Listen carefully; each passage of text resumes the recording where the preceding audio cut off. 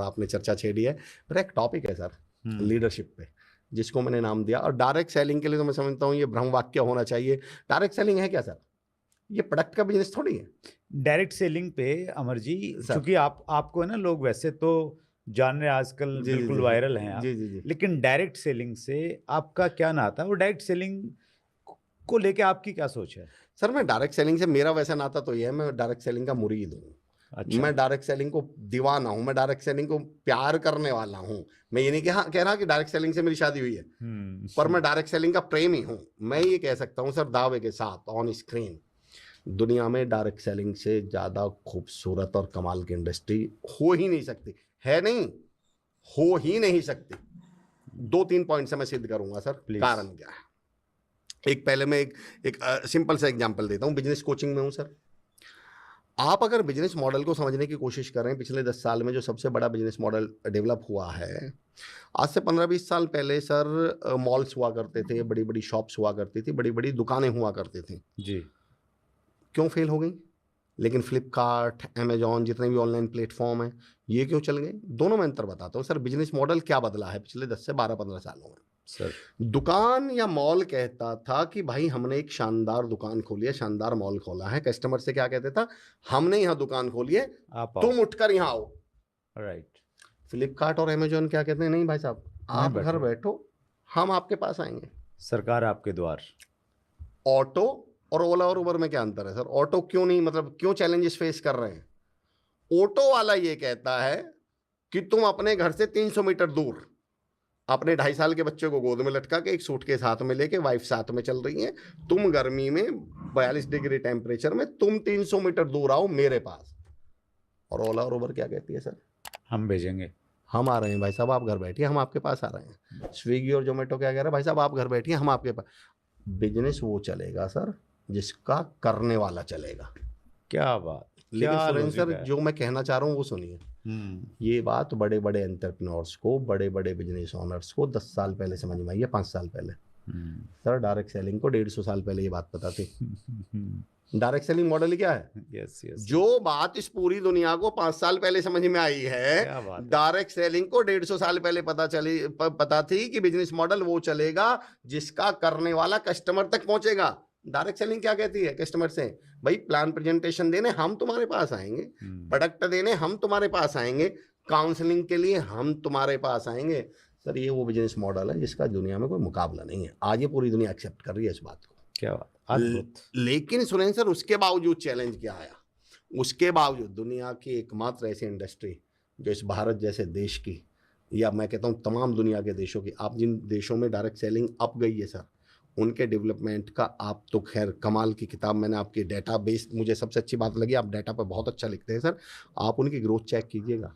जैसे जैसे direct selling industry वहाँ ग्रो होती चली गई, वो कंट्री ग्रो होती चली गई सर।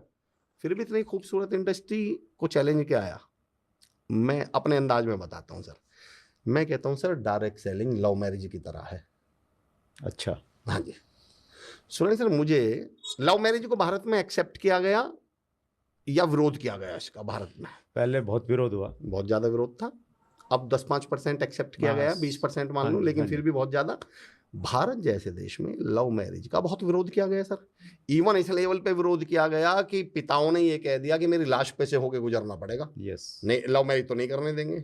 इवन यहाँ तक विरोध किया गया कि पिताओं ने, घर वालों ने, बड़े भाइयों ने अपनी बहनों को मार डाला, अपने भाइयों को मार डाला, पर उन्हें क्या नहीं करने दी सर? Love marriage. तो इसका मतलब इसमें कुछ तो ऐसा अवगुण होगा सर, कुछ तो ऐसी कमी होगी कि लोगों ने जान ले ली और जान दे दी पर लव मैरिज नहीं करने दी। चलिए सुरेंद्र सर बताइए। सर मैं ओपन चैलेंज देता हूं, कमेंट बॉक्स में भी चैलेंज दे रहा हूं, मैं ओपन चैलेंज दे रहा हूं कि कोई मुझे डायरेक्ट सेलिंग की एक कमी बता दो, डायरेक्ट सेलिंग की एक कमी बता दीजिए, मैं ट्रेनिंग देना छोड़ दूं। बल्कि मैं सही बताऊं सर, लव मैरिज एक ऐसा सिस्टम था जो इस देश के 90% समस्याओं को हल कर सकता था। जात पात खत्म कर सकती थी लव मैरिज या नहीं? Yes yes. धर्म की लड़ाई खत्म कर सकती थी या नहीं? सबसे बड़ी बात बताता हूं सर, वो पिता जो शादी के बाद अगले 20 साल तक कर्ज उतारने में अपनी हड्डियां खपा देते हैं, खेत बेचने पड़ जाते हैं दहेज देने के लिए, लोगों से दुनिया से उधार लेना पड़ता है, घर के सोने गिरवी रखने पड़ जाते हैं और फिर अगले 20 साल तक वो परिवार की रीढ़ की हड्डी कभी दोबारा वापस नहीं हो सकती। इतनी खूबसूरत चीज का देश में विरोध किया गया है। और खास तौर से, अच्छा एक बात और बताइए सर, विरोध ज्यादा किसने किया, मिडिल क्लास ने या पैसे वालों ने? मिडिल क्लास ने ज्यादा की। आम आदमी ने, मिडिल क्लास ने, जिसकी तकदीर बदल सकती थी लव मैरिज, जिस मिडिल क्लास की सारी समस्याएं लव मैरिज खत्म कर सकती थी। बच्चों के लिए जो परवरिश के लिए या बच्चों के लिए जो कर्जा लेना पड़ता है, सारी जिंदगी फिर कर्जे में घटना पड़ता है, खपना पड़ता है। बेटियों को कोख में क्यों मार दिया जाता है? क्योंकि उन्हें मालूम है कि बड़ी हो जाएंगी तो क्या देना पड़ जाएगा। और बेटी में ऐसी कौन सी कमी है सर? लेकिन इतनी खूबसूरत चीज को भी इस देश में एक्सेप्ट नहीं किया गया। और मैं जो सुरेंद्र सर, जहां अब लाइटर नोट पे कहूंगा, पर मैं चाहता हूं कि उस बात को समझे कि लव मैरिज को एक्सेप्ट क्यों नहीं किया गया। लव मैरिज का एक्चुअल में विरोध, आप जो इज्जत वाली बात कर रहे थे, सारे पैसे वालों के बच्चे लव मैरिज कर लेते हैं। अंबानी की कोई इज्जत ही नहीं है, अमीरों की कोई इज्जत ही नहीं है, सारी इज्जत ही किसकी अटकी हुई है? और मिडिल क्लास क्या अट जाएगा? हमारी इज्जत का सवाल है। ये मिडिल क्लास ने इतना विरोध क्यों किया? अब सुरेंद्र सर, मैं असलियत में जहां इस पॉइंट को लाना चाह रहा हूं, लव मैरिज का एक्चुअल विरोध पता है सर किसने किया था? टेंट वालों ने। क्या बात कर रहे हो? इसे एक्सेप्ट किसने नहीं होने दिया? कैटरिंग वालों ने। इसे एक्सेप्ट किसने नहीं होने दिया? बैंड बाजा वालों ने। बताइए क्यों? इन्हें मालूम था कि अगर इस देश ने लव मैरिज एक्सेप्ट कर ली, तुम्हारे धंधे बंद हो जाएंगे। कौन टेंट लगवाएगा? ये तो 2 लोग 10 लोगों में तो शादी हो जाएगी, कोर्ट मैरिज तो 2500 में हो जाएगी। कैटरिंग वालों ने, टेंट वालों ने, बैंड बाजे वालों ने। अब सुनिए सर, भारत में डायरेक्ट सेलिंग इंडस्ट्री जो इस देश की तकदीर बदल सकती थी, इसे एक्सेप्ट किसने नहीं होने दिया? ट्रेडिशनल बिजनेस वालों ने। इन्हें मालूम था कि अगर डायरेक्ट सेलिंग इंडस्ट्री भारत में स्टैब्लिश हो गई, इसकी खूबी, इसकी खासियत, इसकी ताकत पता चल गई, तो जिस ग्रेजुएट लड़के को तुम अपनी दुकान पे 8000 में नौकरी करवा रहे हो, ये ग्रेजुएट लड़का डायरेक्ट सेलिंग से जुड़ के 80,000 कमाने लगता, 8 लाख कमाने लगता। और तुम्हें ये बच्चा जो ग्रेजुएशन है, जो क्षमता रखता है, टैलेंट रखता है, मेहनत रखता है, योग्यता रखता है 80,000 कमाने की, पर तुम इससे 8000 में काम इसलिए करवा रहे हो क्योंकि इसे लगता है कहीं 10,000 की जॉब ही नहीं मिलेगी। और अगर इसी बच्चे को पता चल जाता कि डायरेक्ट सेलिंग नाम की इंडस्ट्री भी है और मेरी वैल्यू तो 80,000 की है, 8 लाख की है, तो इसी बच्चे को तनख्वाह कितनी देनी पड़ जाती है इनको? जिस MBA के लड़के को वो 15,000 में रख रहे हैं, अगर वही लड़का जो कम्युनिकेशन सीख के आया MBA का बच्चा, वही MBA का बच्चा जिसके लिए अंदर लीडरशिप स्किल्स हैं, अगर वही डायरेक्ट सेलिंग इंडस्ट्री में जुड़ जाए और वो महीने के, उसे तो मालूम है यार इसमें तो कोई लिमिटेशन ही नहीं है, मैं 15,000 भी कमा सकता हूँ, 1.5 लाख भी कमा सकता हूँ, 15 लाख भी। तो फिर ये MBA वाले 15,000 में इनके यहाँ नौकरी कैसे करते हैं? ये 8,000 में इन्हें को कहाँ से मिलता है? ये जिसको वर्कफोर्स बोलते हैं, इन्होंने डायरेक्ट सेलिंग को देश में स्टैब्लिश ही नहीं होने दिया। डायरेक्ट सेलिंग के साथ मैं बताता हूँ क्या हुआ सर। वो आपने हिंदी फिल्में देखी होंगी, तो हिंदी फिल्मों में कई बार ये सीन, या अमूमन अपने आस पड़ोस में भी देखा होगा सर। कोई साहब थे गुड़गांव के और वो विदेश में जाके रहने लगे और उनका यहाँ एक बंगला था। अब उन्हें वो बंगला बेचना था।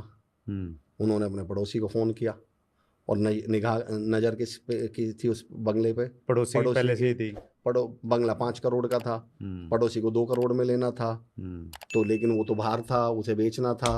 उसने अपने बंगले को बेचने की कोशिश करी, तो जो खरीदेगा आसपास तो पूछेगा। तो फिर पड़ोसी ने बताया कि यार बंगला तो अच्छा है, पर रात को अजीब सी आवाजें आती हैं, पता नहीं इसमें कुछ पता नहीं कुछ, भाई पता नहीं, देख लेना एक बार। अब जो ग्राहक आए बोले यार देख लेना एक बार। भाई यार यहाँ से अजीब सी आवाज, कोई भूत यार कह नहीं सकता, एक बार देख लेना। आपको क्या लगता है बंगले में सच में भूत था? नहीं, पर क्योंकि उसे वो बंगला बिकने नहीं देना था। डायरेक्ट सेलिंग वही बंगला है सर। इन्हें मालूम था इसकी वैल्यू बहुत ज़्यादा है, अगर दुनिया को पता चल गई तो हम कहीं के नहीं रहने वाले हैं। तो उन्हें इस डायरेक्ट सेलिंग नाम के बंगले में बहुत घुसा दिया। अरे ये तो जोड़ने का काम है यार, अरे यार ये तो ऐसा काम है यार। अच्छा जोड़ने का काम करते हो? और मुझे दुख इस बात का है सर, ये तो कह रहे हैं ठीक है हम डायरेक्ट सैलरी क्या बोलते हैं, नेटवर्क मांगे। अरे नहीं सर, जोड़ने का नहीं है, गर्व से कहिए जोड़ने। हाँ जी जोड़ने का काम है, आप तोड़ने का करते हो क्या? मैं सुरेंद्र सर नेटवर्क मार्केटिंग को, डायरेक्ट सेलिंग को बोलता हूँ गॉड्स बिजनेस। क्या कमाल की इंडस्ट्री है सर। मैंने तो इसको नाम दिया है कि direct selling network marketing is God's business. God's business क्यों सर? मुझे कहीं ड्राइवर लगना है सर जी, तो मुझे ह्यूमन मेड चीज की जरूरत पड़ेगी। किसकी? ड्राइविंग लाइसेंस की। ये किसने बनाया? इंसान ने। मुझे डॉक्टर बनना है तो मुझे पहले, उससे पहले क्या चाहिए सर? डिग्री चाहिए। डिग्री चाहिए। मुझे पुलिस में जाना है, बहुत मेहनती हूँ, पर हाइट कम है, लग जाऊंगा क्या पुलिस में? नहीं, ये हाइट का नियम किसने बनाया? इंसान ने। इंसान एक लड़की को एयर होस्टेस बनना है पर थोड़ा कॉम्प्लेक्शन थोड़ा डार्क है, उतनी सुंदर नहीं है, तो एयर होस्टेस बन सकती है क्या? नहीं, ये नियम किसने बनाया? लोगों ने। मैं कहता हूँ गॉड्स बिजनेस है। गॉड्स बिजनेस मतलब जैसे भगवान ने पैदा किए हो, ना आपसे कोई पूछ रहा कि लंबे हो या ठिगने हो, ना कोई पूछ रहा कि एमबीए कर रखे या अनपढ़ हो, ना कोई पूछ रहा हिंदू हो या मुसलमान हो, ना कोई पूछ रहा कि काने हो या दिव्यांग हो, ना कोई आपसे धर्म पूछता, ना मजहब पूछता, ना जात पूछता, ना हाइट पूछता, ना कलर पूछता, ना आपसे क्वालिफिकेशन पूछता। जैसे भगवान ने पैदा किए हो क्या बात, वैसे ये इंडस्ट्री आपका वेलकम करती है। इसलिए मैं कहता हूं सर ये गॉड्स बिजनेस है, ये तो भगवान का व्यवसाय है। पर इसी भगवान के व्यवसाय को लोगों ने कैसे प्रेजेंट किया है? क्योंकि उन्हें मालूम था अगर ये इंडस्ट्री स्टैब्लिश हो गई तो ये जो मिडिल क्लास है ये अपने सपने पूरे कर जाएगी, ये कामयाब हो जाएगी। और मैंने एक शब्द पे काम कर रहा हूँ आजकल, ट्रैपिंग सर जी। और इस ट्रैपिंग का शिकार ही सबसे पहले कौन होती है? Middle selling, class. Middle direct class. Selling, और डायरेक्ट सेलिंग मतलब मिडिल क्लास। एक्चुअली क्या है सर, मैं आपको कारण बताता हूँ। हमें इतनी चालाकी से डायरेक्ट सेलिंग इंडस्ट्री की तरफ होकर गया। डायरेक्ट सेलिंग से ऐतराज ही किसको है? देख लेना, मिडिल क्लास को है। सारे मीम जितने बनाएंगे वो कौन बनाएंगे? मिडिल क्लास वाले। आपने देखा बहुत बड़ा करोड़पति अरबपति कभी डायरेक्ट सेलिंग की बुराई कर रहा हो? एक ढूंढ के बता दीजिएगा आप। नहीं करते। लेकिन आप जिनकी ये तकदीर, मैंने क्या कहा था लव मैरिज के समय, जिनकी वो तकदीर बदल सकती थी लव मैरिज, मिडिल क्लास की, आम आदमी की, सबसे ज्यादा विरोध उस आम आदमी ने किया। उसी की इज्जत खतरे में पड़ी, पैसे वालों की इज्जत ही खतरे में नहीं पड़ी। तो सेम डायरेक्ट सेलिंग जिसकी तकदीर बदलने के लिए आई थी, सबसे ज्यादा विरोध ही कितने? आप किसी के पास जाके बैठ जाओ, वो सबसे और यार ये तो जोड़ने का काम है। मैंने कहा तो इतना खूबसूरत काम। अमर सर, आपके एग्जाम्पल बहुत अद्भुत रहते सर। हैं, और ये जो एक नया एंगल आपने दिया जी जी डायरेक्ट सेलिंग का, मैंने तो आज तक इतने एपिसोड शूट किए हैं सर, जी। कोई नहीं दे पाया, वो लोग नहीं दे पाए जो 25-30 साल से इस इंडस्ट्री का हिस्सा है। एक्चुअली सर मुझे प्यार, मैं पता नहीं, प्यार और मुझे मलाल बहुत है सर। मतलब मैं एक सपना देखता हूँ कि सर इस देश में डायरेक्ट सेलिंग ना, हर एक व्यक्ति को एक बार तो अपॉर्चुनिटी मिले इस इंडस्ट्री की, डायरेक्ट सेलिंग को। अच्छा, सबसे बड़ी कमाल की बात देखिए सर, 99% लोग बिजनेस करना चाहते हैं इस धरती पे। अगर आप किसी से पूछोगे जॉब की तरफ बहुत ज़्यादा, मैं जॉब को, मतलब मैं ये भी बता दूं सर, मैं जॉब को डिमीन नहीं करता हूँ, ये भी मैं गलत मानता हूँ कि हम डायरेक्ट सेलिंग इंडस्ट्री या किसी को स्टैब्लिश करने के लिए हम जॉब को, हम गलती भी ये करते हैं सर, करते हैं ये मानव के तौर पे मैं आऊँगा इस पर। हाँ, अच्छा ये ह्यूमन नेचर है सर। अगर आपको अमिताभ बच्चन की तारीफ करनी है तो पता नहीं क्यों शाहरुख खान की बुराई करनी जरूरी लगती है हमें। मैं आज तक नहीं समझ पाया। किसी एक चीज को बड़ा बनाने के लिए हमारे अंदर एक ऐसी भावना पैदा कर दी गई, दूसरे की बुराई करिए। तो पहले तो मैं जॉब को भी सैल्यूट करता हूँ, उसके बिना भी काम नहीं चलेगा। लेकिन मैं ये कहना चाह रहा हूँ सर, बाय डिफॉल्ट 90% लोग बिजनेस करना चाहते हैं, कर क्यों नहीं पाते सर? पैशन तो है, मेहनत तो है, टैलेंट तो है, जुनून तो है, सब कुछ है, फंड नहीं है। फंड नहीं है, एक्सपीरियंस नहीं है, पैसा नहीं है रिसोर्सेज सर। नहीं है। सर एक्सपीरियंस तो करने के बाद होगा, शुरुआत करने के लिए क्या नहीं है? फंड नहीं है। और डायरेक्ट सेलिंग इंडस्ट्री की सबसे बड़ी खूबी क्या है सर? मैं ये कहता हूँ किसी भी बिजनेस को शुरू करने के लिए 4 चीजें चाहिए सर: दिमाग में फितूर, आंखों में सपने, दिल में हौसला, और जेब में पैसा। और डायरेक्ट सेलिंग क्या कहती है कि भाई अगर तेरे पास ऊपर की तीनों हैं, दिमाग में फितूर है, आंखों में सपने है, दिल में हौसला है, तो पैसे की चिंता मत करना, लगाने की जरूरत ही नहीं है। क्या बात है, हम लगा के बैठे हैं। मैं डायरेक्ट सेलिंग को ऐसे एग्जाम्पलीफाई करता हूं सर कि मुझे यहाँ से ट्रेन से जाना है मुंबई, मेरे पास 2 ऑप्शन है सर, क्या करूं? 3,500 रुपए का ट्रेन का टिकट ले लूं और उससे चला जाऊं, या पहले 350 करोड़ की ट्रेन खरीदूं? टिकट ले लूं, चले जाओ। अच्छा, अगर मैं 350 करोड़ की ट्रेन खरीद भी लूं, एक 350 करोड़ की ट्रेन मालिक है और एक उसमें पैसेंजर है, और दोनों उसी में बैठे हैं, तो पहले कौन से को पहुंचा देगी? बराबर ही जाएंगे दोनों। तो मैं कहता हूं भाई साहब, 350 करोड़ की ट्रेन खरीद के काम करना बिजनेस है, और सेम ट्रेन में 3,500 रुपए में टिकट लेकर बैठ जाना डायरेक्ट सेलिंग है। ना आपको प्रोडक्ट बनाना है, ना आपको कंपनी बनानी है, ना आपको बिल्डिंग बनानी है, ना आपको एम्प्लॉयज रखने हैं, ना आपको किसी की सैलरी देनी है, और फायदे सारे के सारे आप ट्रेन के ही उठा रहे हो। टाइम पे पहुंचाएगी भी उसी टाइम पे, आपको सुविधाएं भी सारी मिलेगी। ऐसा तो है नहीं मालिक के लिए 2 प्लेटफॉर्म पे फालतू रुक जाएगी और पैसेंजर के लिए नहीं रुकेगी। भाई उसके लिए रुकेगी तो आपके लिए भी रुकेगी। मैं इसको ऐसे, मैं दूसरा उदाहरण देता हूँ सर। मुझे यहाँ से गुड़गांव में बैठा हुआ हूँ और मुझे यहाँ से जाना है मुजफ्फरनगर। मेरे पास 2 रास्ते हैं सर, क्या करना चाहिए मुझे?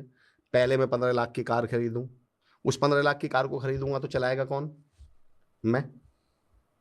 रास्ते में पंचर हो गया सर, कौन लगवाएगा? खुद लगाना मैं। पड़ेगा। चालान कट गया, कौन भरेगा सर? मैं। पार्किंग के पैसे देने पड़ गए, किसको देनी पड़ेगी सर? मुझको। मैं रास्ते में कहीं वॉशरूम के लिए उतरा और पीछे से कोई गाड़ी चुरा के ले गए तो किसी की गई 15 लाख की? मेरी। उसी सेम 15 लाख की गाड़ी को सर मैं 4,000 रुपए में किराए पे लेता हूँ। अब मैं गाड़ी चलाऊंगा या पीछे पैर पे पैर रख के बैठूंगा? मस्त एकदम। अखबार पढ़ते हुए सर। रास्ते में पंचर हो गया सर, कौन लगाएगा? ड्राइवर। ड्राइवर। चालान कट गया सर, कौन भरेगा? हम तो बाबूजी बने बैठे हैं, हमने तो किराए पे लिए, कौन भरेगा? और रास्ते में अगर चोरी हो गई तो हमें तो उतर के एक ही लाइन बोलने, भाई साहब, और दूसरी बस को हाथ दे के बैठ के निकल लेंगे। तो मैं कहता हूँ 15 लाख की कार को 4,000 में किराए पर लेकर उसका पूरा यूज करना ही तो डायरेक्ट सेलिंग है। आपको तो 3-4 हजार रुपए की आईडी लगाकर इसके साथ काम शुरू करके आप करोड़ों रुपए का बिजनेस ज्वाइन कर सकते हैं, करोड़ों की इंडस्ट्री ज्वाइन कर सकते हैं। और बिजनेस के जितने भी सरदर्द हैं वो आपको नहीं पालने। अब पंचर लगवाना आपको नहीं है, चालान आपको नहीं भरना, जीएसटी तो कंपनी की आपको नहीं भरनी अगर मैं डायरेक्ट सेलिंग में हूँ, पंचर मुझे नहीं भरवाना, चालान मुझे नहीं भरवाना, पेट्रोल मुझे नहीं डलवाना, मुझे तो बस भैया अपने काम, और फायदे सारे उठा सकते हो आप। मेरे 2 प्रश्न हैं अमर सर यहाँ पे। पहला प्रश्न ये, जैसे आपने बताया कि ऑलरेडी कंपनी ने किया हुआ है जी और आपको कुछ नहीं करना जी, एक ऑप्शन है। अच्छा जब मैं कुछ नहीं कहूंगा तो मैं डिफाइन कर दूंगा बाद में। नहीं मतलब कुछ नहीं करना मतलब इन्वेस्टमेंट नहीं करना, इन्वेस्टमेंट दूसरी चीजें हाँ जी करनी। हाँ जी हाँ जी, वो जो आपने 3 चीजें बताई ना कि भाई वो आंखों में सपने वो चाहिए, वो चाहिए, उसके बिना काम नहीं चलेगा। तो उसके बावजूद भी बहुत सारे लोग ऐसा सोचते हैं कि यार मैं अपनी कंपनी बनाता हूँ, मैं अपनी कंपनी बनाता हूँ, अपनी डायरेक्ट सेलिंग की कंपनी बनाता हूँ, ठीक है सर, और मैं वो मतलब वो 250 करोड़ की ट्रेन लेता हूँ और फिर मैं आगे जाता हूँ। तो उसको आप किस रूप में देखते हैं? वो करना चाहिए, नहीं करना चाहिए, करना चाहिए तो कैसे, किन लोगों को करना चाहिए? मुझसे प्रैक्टिकल जवाब मांग रहे हैं सर इसका? बिल्कुल प्रैक्टिकल, आप उसी चीज के लिए जाने जाते हैं। मैं प्रैक्टिकल जवाब देता हूँ सर। मैं ट्रेनर्स के लिए ज़्यादातर बोलता हूँ इस बात को, ट्रेनर्स के लिए, कि ट्रेनर में और भगवान में एक ही अंतर होता है कि भगवान खुद को अच्छा, ट्रेनर बहुत जल्दी क्या समझ लेता है खुद को भगवान समझने लग एक्चुअली हर होटल के शेफ के मन में पता है क्या चल रहा होता है सर? कि ये तो होटल मेरी वजह से चल रहा है। भाई मैं शेफ हूँ, लोग खाने की भाई तारीफ किसकी करेंगे? खाने की तो करेंगे। उसे लगता है मेरी दाल मखनी बिक रही है, मेरा चना मसाला बिक रहा है, मेरा जो ये पनीर बना रहा हूँ ये बिक रही है। फिर वो कहता अब होटल में ही खोलूंगा। 8 महीने बाद पता चलता है कि भाई साहब शेफ होना और होटल का मालिक होना दोनों अलग अलग बातें हैं। देखिए मैं ये नहीं कहता कि खोलिए मत, पर एक टर्म है सर एंटरप्रेन्योरशिप। इससे पहले एक टर्म आती है Surendra sir, that is called intrapreneurship. अच्छा, इंट्राप्रेन्योरशिप। इंट्राप्रेन्योरशिप क्या है उससे पहले एक वर्ड पे आ जाऊँ मैं, सेल्फ असेसमेंट। मेरा से कोई पूछेगा तो मैं तो सजेशन पहली बात तो मना करूंगा कि अगर 250 करोड़ की ट्रेन का 2,500 का टिकट लेके आप सारा फायदा उठा पा रहे हैं तो मैं तो कहूंगा कि भाई बिल्कुल गलती मत कर देना, इस चक्कर में पड़ मत जाना। लेकिन फिर भी अगर आपको ऐसा लगता है कि नहीं तो मैं तो 250 की लेके 2,500 की बना दूंगा, तो मेरे कहने से बस एक काम कर लीजिए। एक टर्म है सर एंटरप्रेन्योरशिप से पहले एंट्राप्रेन्योरशिप। एंटरप्रेन्योरशिप डिफाइन करूं उससे पहले मैं सेट करके एक थ्योरी है जी, सेल्फ असेसमेंट टेस्ट जी। सेल्फ चेक कर लीजिए, कुछ खुद से कुछ सवाल पूछ लिए। मैंने थोड़ी देर पहले कहा था कि किताबें रिसाले ना अखबार पढ़ना, मगर इस दिल को हर रोज एक बार पढ़ना।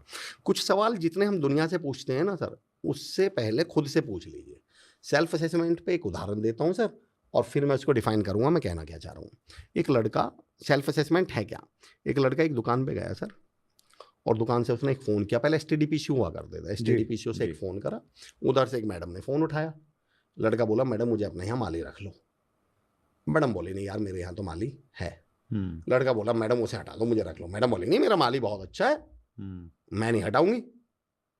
लड़का बोला मैडम मुझे 100 रुपये कम दे देना सैलरी पर, मुझे रख लो उसे हटा दो। मैडम बोली नहीं मेरा माली बहुत बढ़िया भाई, मैं नहीं हटाऊंगी, मेरा माली तो बहुत अच्छा है। लड़का बोला मैडम मैं लंच भी घर से ही ले आया करूंगा, मैं लंच भी नहीं करूंगा आपके घर, मुझे मैडम बोले नहीं मेरा माली बहुत अच्छा है, मैं नहीं हटाऊंगी। और मैडम ने फोन काट। और ये सारी बातें वो दुकान वाला सुन रहा था सर, दुकान का ओनर। उसे लड़के पर बड़ा तरस आया। वो लड़के से बोला बेटा तुझे इतनी दिक्कत है, जॉब इतनी जरूरी है, इतनी परेशानी है, तो तू एक काम कर मेरे यहाँ नौकरी कर ले। लड़का बोला कैसी नौकरी, काहे की नौकरी? दुकानदार बोला यार तू अभी तो वहां माली की नौकरी मांग रहा था, गिड़गिड़ा रहा था। सर लड़के का जवाब सुनिए। बोला उस मैडम के घर माली मैं ही हूँ। अच्छा, मैं तो ये चेक कर रहा था कि मैडम मेरे काम से संतुष्ट हैं भी या नहीं है, मैं अपना काम ईमानदारी से कर भी रहा हूँ या नहीं कर रहा हूँ, मैं परफॉर्म कर भी रहा हूँ या नहीं कर रहा हूँ। कल को ऐसा तो नहीं होगा कि कोई 100 रुपये कम वाला आएगा और मैडम मुझे हटा देगी। ये जो दुनिया से तुझको इतना गिला है, ये बता तूने दुनिया को क्या दिया है। ये जो हम सारी दुनिया से गिला कर रहे हुए बैठे हैं ना सुरेंद्र सर, पहले एक बार क्वेश्चन अपने आप से भी पूछ लीजिए कि जो मुझे मिला है, मैं माफी के साथ एक उदाहरण दे रहा हूँ सर, हर लीडर को एक सवाल ये तो पूछ लेना चाहिए कि अगर मैं इस इंडस्ट्री और प्लेटफॉर्म को साइड हटा दूं और मैं इतना ही टैलेंटेड रहूं जितना हूं, सच में उतना कमा लेता जितना कमा रहा हूं?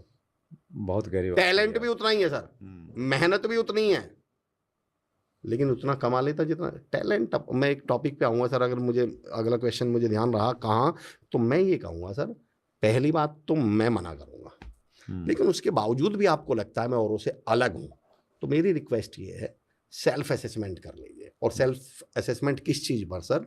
मैंने कहा एक एंटरप्रेन्योरशिप होती है सर, एक होती है इंट्राप्रेन्योरशिप। दोनों में अंतर बता देता हूँ क्या होता है। जी। एंटरप्रेन्योरशिप का मतलब होता है जब आप अपना इन्वेस्टमेंट करते हैं, अपना पैसा लगाते हैं और फिर किसी बिजनेस को शुरू करते हैं। राइट। मैं हमेशा लोगों को एक सलाह देता हूँ, क्योंकि sir being into business coaching, being into sales, leadership, तमाम लोग इस तरह के सवाल पूछते हैं। तो मैं पूछता हूँ, अगर आप कहीं एम्प्लॉय हैं और आपको लग रहा है मुझे खुद की कंपनी खोल लेनी चाहिए, तो मेरे कहने से 1 साल उसी कंपनी में एंटरप्रेन्योरशिप करिए। बोले जी ये क्या होती है? मैंने कहा जब आप एम्प्लॉय के तौर पे काम करें, पर पूरे 1 साल ये चेक करिए क्या आपके अंदर मालिक वाले गुण हैं, क्या आपके अंदर बिजनेस ओनर वाले गुण हैं, क्या 9 बजे के ऑफिस में आप 8:45 पहुंचने की ताकत रखते हैं, क्या 6 बजे के ऑफिस बंद होने के बावजूद 9:30 बजे तक रुक सकते हैं, क्या आप जब बाहर निकलते हैं तो ये चेक करके निकलते हैं कि लाइट खुल तो नहीं रही, मेरे कंपनी का नुकसान तो नहीं हो रहा है, क्या आप अपने एम्प्लॉयज का ख्याल रखते हैं, क्या आपको इस बात की भी फिक्र रहती है कि मेरी जो कंपनी का पियोन है या जो ऑफिस बॉय है उसके घर में कोई बीमार है तो चलो एक बार फ़ोन करके पूछ लूँ। मैंने कहा जिस दिन आपको लगे कि ये सारे गुण, सारी खूबियाँ आपके अंदर हैं, तो मैंने कहा उसके 1 साल बाद आप कर लेना। पर मैंने कहा ईश्वर ने चाहा तो 16वें दिन तुम खुद कह दोगे ना भाई मैं सही कर रहा हूँ, ज़्यादा फालतू की सोचने की जरूरत है नहीं मुझे। और मैंने कहा अगर इसमें पास हो जाओ तो कर लेना, फिर तो दुनिया की कोई ताकत आपको रोक ही नहीं सकती। इस समय पैसा आपका नहीं लग रहा, आप बहुत उतने बड़े रिस्क पे नहीं है। 90% लोग क्या करते हैं सर, मैं कहता हूँ कि कंपनी से जॉब छोड़ेंगे, फ्रीलांसर बन जाएंगे, 4 महीने बाद उनमें से लेंसर हट जाता है, फ्री बचते हैं। तो मैं ये कहता हूँ भाई एक बार चेक कर लीजिए, एंटरप्रेन्योरशिप पे जाने से पहले एंटरप्रेन्योरशिप पे सोचिएगा। तो मेरा तो ये सजेशन है। That's great, wonderful. जवाब मिल जाता है सर खुद को भी, आप दुनिया को कुछ भी बोलिएगा, आपको पता चल जाता है कि एक्चुअल में इसका जवाब क्या है, मुझे करना चाहिए या नहीं करना चाहिए। बहुत सारे लोगों को अमर सर आपका एक नया रूप देखने को मिला, क्योंकि आपके जो वीडियो ज़्यादा हैं वायरल, जी तो वो आम चीज़ों को लेके हैं जो प्रैक्टिकल एग्जांपल देखते हैं, लेकिन डायरेक्ट सेलिंग की कितनी गहराई आप में है उसकी एक छोटी सी झलक आज आपने हमारे व्यूअर्स को दी है। और समय की चूंकि लिमिटेशन है, तो अगले इंटरव्यू में हम लोग इसमें थोड़ा और डिटेल में बातचीत करेंगे।